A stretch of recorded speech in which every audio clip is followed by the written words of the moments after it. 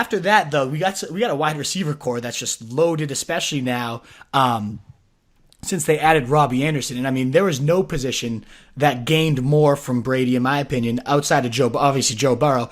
But besides him, the wide receivers, I kind of wrote a little blurb here about their stats. Not a single LSU wide receiver had 900 receiving yards the year before. Jefferson's 875, 6 TDs were the standout, and no one else had even 400 yards or 3 TDs. I think you said something about how Jefferson had like over half the targets of the team. And then the next year, Jefferson has 111, 1540, and 18. You got Jamar Chase coming in and even being better than that, 1780 and 20 TDs, which he just had 313 and 3 as a freshman. And then why not just have 13 TDs for Terrence Marshall?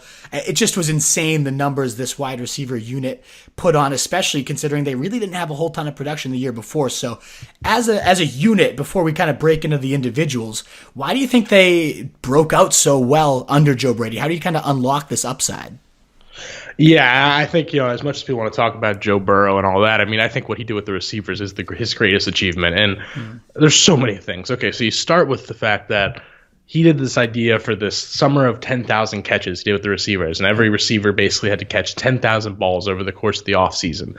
And, LSU, and this isn't necessarily a Brady thing, but it's part of the puzzle, is that the LSU sports science department, which is probably one of the top 3 in college football, and in college sports, in the sports science department, are usually ahead of the NFL in these things because they're more of a research thing. They're a university, all these things.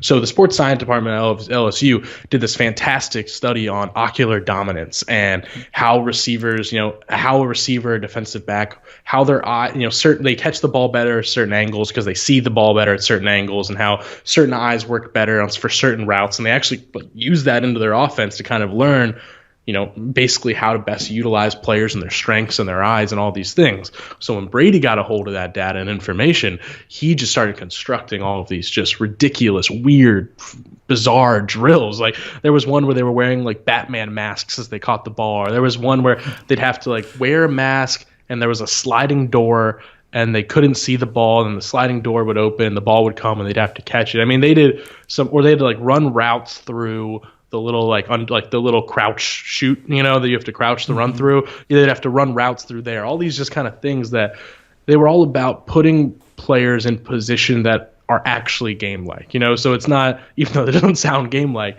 but you don't run a route, you don't catch a ball in a perfect vacuum. You catch it in weird contested situations, or your body's out of whack and all these things. So he did so much just kind of creative work with them just to simply be better. And I think he deserves a lot of credit for that. Then you point to, so then I think that was key for, and then obviously Jamar Chase and Terrace Marshall were just elite talents anyway, but he got the most out of them. They definitely didn't in 2018. So I think they needed that marriage. Then you go to the scheme, finally learning how to put all these players in space and actually, distribute the ball to these 5 offensive playmakers instead of just giving it to 2, and then actually spreading the defense out. That opened everything up for these receivers. And obviously I think Brady is a piece in Burrow and these receivers all getting that great connection. But yeah, I mean, I just think it's as simple as LSU has always had elite talent at skill positions. It's one of the probably the 5 or 10 most just talented programs every year in college football. I mean, Odell Beckham, Jarvis Landry, Dwayne Bowe, Michael Clayton, all these. I mean, it could go on forever. Early Doucette, all these guys who are elite talent, but they just weren't very productive at LSU, and you're just like, what's LSU doing? And we obviously know all the stories about their scheme being outdated, but I think you have to. So I think what Brady did was just say, we have so much talent here. Put the ball in these playmakers' hands and just let them make plays. Put them in one-on-one situations, and LSU should win that battle almost every time. And I think that's really it, is that he just isolated people and put them in positions and just let talented players make plays. So I think that's a big – all of those are, pieces of the puzzle of why he was able to get so much out of this group. Absolutely. And now you look at the trio he's going to be inheriting, and I mean, maybe this LSU talent is just as good, if not better, even at a professional level than what he has. But these guys are pretty explosive, and DJ Moore, Curtis Samuel, and now Robby Anderson, who Rule goes out and gets after their past history at Temple together. Do you I don't know if you can draw any direct parallels or not, but do you see any similarities between this core and LSU's and how you kind of see them being deployed under Brady? Yeah, I mean, I think you have the similarity of just, guys like Moore and Samuel are just unbelievable athletes, right? And the things they can do are, maybe a little similar to what what a Chase and Jefferson do. Obviously they're in the NFL and producing, so they're probably better. But you get my point, and in a relative sense. So Right. yeah, I think there's some similarities, or even maybe you compare Robby Anderson to just from a size and kind of possession ability to maybe what Terrace Marshall did or something like that. I mean, if you're looking for parallels like that, but yeah, I mean, I'm just fascinated to see what he does with some of these guys. I mean, DJ Moore, we all know, is one of the better up and coming receivers in football, and I just imagine he's going to put him in the position to break out, or a Curtis Samuel, who's a guy who's obviously so maybe I'm naive and maybe not watching closely enough, but I mean, correct me if I'm wrong.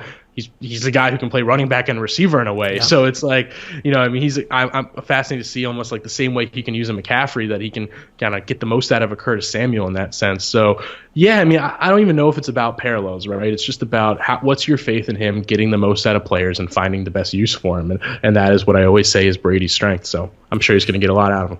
I think especially with Samuel, is a guy that just seems to be misused so far in his early career, just kind of almost more so like a deep decoy, where he was top 10 I think in the NFL in air yards targeted, and he just had the ball continue to be sailed over his head. But as you mentioned, and anybody that watched him play in college, I mean, he came out as a running back wide receiver hybrid, a Percy Harvin style player, and just has barely gotten any of these yak opportunities here.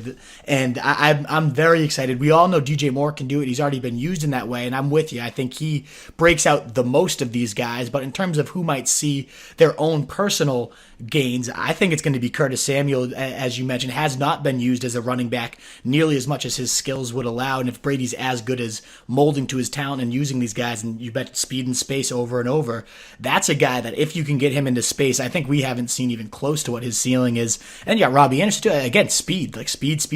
So I think he's really going to have a field day with this core. I think Bridgewater is just going to distribute the way he needs to, and I see it working very. Fantasy Wolf. If you haven't already, share your thoughts, check out some more videos, and join the newest Wolf Pack by subscribing below.